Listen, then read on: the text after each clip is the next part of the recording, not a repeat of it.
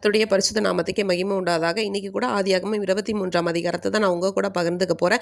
இந்த 23ஆம் அதிகாரத்தில் சாராளுடைய இறப்பு, அவங்க மரித்த பின்பு அவருடைய சடலத்தை அடக்கம் பண்ணுவதற்கு ஆபிரகாம் அந்த இடத்துல அவங்க வந்து பரதேசி, அதாவது வெளியூர்லேருந்து வந்திருந்தாங்க இல்லையா, அந்த இடத்துல அவங்க வந்து இடம் எப்படி வாங்குறாங்க, கல்லறை பூமியை எப்படி சொந்தமாக கொள்றாங்க அப்படிங்கிறத பற்றின ஒரு குறிப்பு தான் அதில் கொடுத்துருப்பாங்க. இந்த நாள் கட்டுரைக்குள்ளே போகலாம். சாராளுக்கு 127 வயதாவது. அவங்க என்ன பண்ணுறாங்கன்னா, கானான் தேசத்தில் இருக்கிற கீரியா தர்பா அந்த இடத்துல வந்து என்ன பண்ணுறாங்க, இறந்து போகிறாங்க. ஆபிரகாம் வந்து சாராளுக்காக ரொம்பவே என்ன பண்ணுறாங்க, கவலைப்படுறாங்க. கண்டிப்பாக இருக்கும்லே எல்லா நிறை குறைகள் கஷ்டம் துன்பம் எல்லாத்துலேயும் கூட இருந்தவங்க இப்போ இல்லை அப்படின்னு சொல்லும்போது அவங்களுக்கு ரொம்ப வருத்தமாக இருக்கும். எனக்கு தெரிஞ்சு அந்த டைமில் ஈசாக்குக்கு வந்து 37 வயது தான் ஆகும். அப்போ அவங்களுக்கு ரொம்பவே ஒரு மனக்கவலையாக இருந்திருக்கும். அவங்க எல்லாம் ரொம்ப அழுதுருக்காங்க.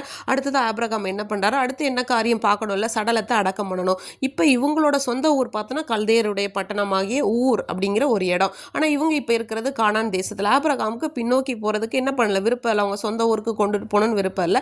நம்ம இந்த இடத்துல என்ன பண்ணலான்னா, ஒரு இடத்த வாங்கி அடக்கம் பண்ணலான்னு சொல்லிட்டு அந்த ஊரில் இருக்கவங்க ஏத்தின் புத்திரர்கள் அங்கே போய் பேசுகிறாங்க.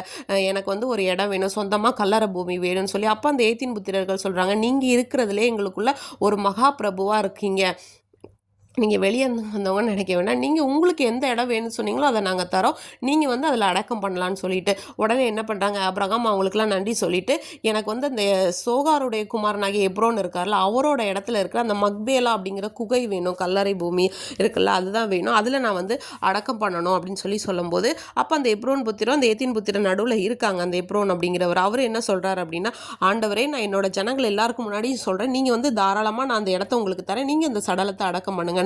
மறுபடியும் ஆபிரகாம் என்ன பண்ணுறாருன்னா, அவங்களுக்கு நன்றி சொல்லிட்டு சொல்கிறாங்க, நான் அந்த இடத்த உங்களுக்கு நீங்கள் எனக்கு வந்து கொடுக்க மனசாக இருக்கீங்க அப்படின்னா அந்த நிலத்தோட விலையை நான் வந்து தரேன், நீங்கள் வாங்கிக்கணும், அப்போ தான் என்னால் அடக்கம் பண்ண முடியும்னு. உடனே எப்ரோன்னு சொல்கிறாங்க, அது வந்து 400 சேக்கல் நிறை வெள்ளி, அவ்வளோதான், அது வந்து ஒரு பெரிய விஷயம் கிடையாது, உங்களுக்கும் எனக்கும் அது பெரிய விஷயம், நீங்கள் அடக்கம் பண்ணுங்கன்னு.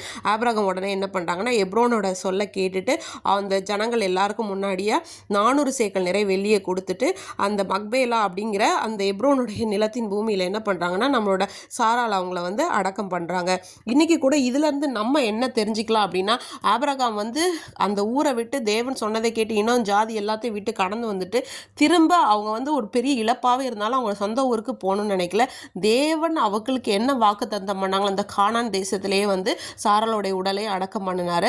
அடுத்ததாக இதை வந்து ஏசப்பாவுக்கு நான் எப்படி ஒப்பிட்டு பார்க்குறேன் அப்படின்னு என்னோட அறிவில் பார்த்தேன்னு சொல்லி பார்த்தோன்னா, இதில் வந்து 400 சேக்கல் நிறை வெள்ளியை கொடுத்து அந்த இடத்த வாங்கினார் ஆபிரகாம்னு இருக்குது. அதே போல் தான் ஏசப்பா கூட அவங்களோட சொந்த ரத்தத்தை கொடுத்து விலைக்கிரயமாக நம்மளை வந்து என்ன பண்ணியிருக்காங்க, மீட்டிருக்காங்க.